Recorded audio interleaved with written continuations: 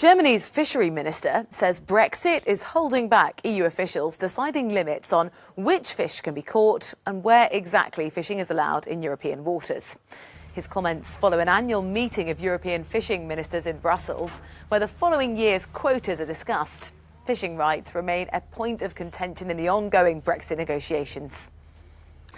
Well, let's find out a little bit more. We're joined now by Sean O'Donoghue, CEO of Killybegs Fishermen Organisation based in County Donegal in Ireland. Thank you very much for speaking to us. Just explain from your perspective, what are your post-Brexit, come January the 1st, what are your post-Brexit concerns? We have a major concern that there'll be a no-deal Brexit after the 1st of January, and if there is, it has a devastating effect on the Irish fishing industry because we are dependent on access to UK waters.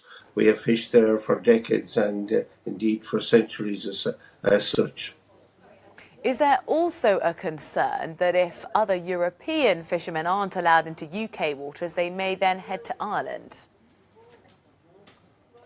Yeah, I think there is a concern about that. But to be fair, our biggest concern is the access and the quota shares, the percentage shares that we have, and these are part and parcel of the Brexit negotiations.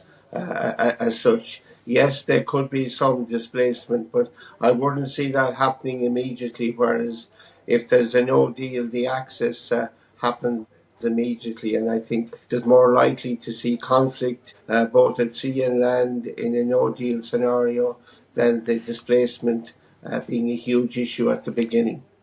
So if you could just, for people who aren't so, across all the different complicated issues of quotas and who has the right to fish where, do you see there being a compromise between both parties that could come to fruition in the next 2 weeks?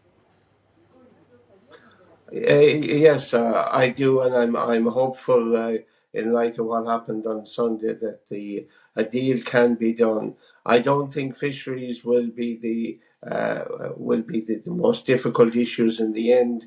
I think the level playing field is very difficult as such. But I do see that there is a possibility that we can come up with a fishing deal that's part of the overall deal that is acceptable to both sides and both sides can live with, because you must remember here, fish don't recognise any borders at the sea. Of course. And this spurious thing about jurisdiction over fish is not correct. The fish are not owned by the UK. They swim freely between the UK waters and now the European Union waters. Yes, and oblivious to the chaos that they are causing overhead on land. I'm afraid we've got to leave it there for time, but thank you very much. Absolutely.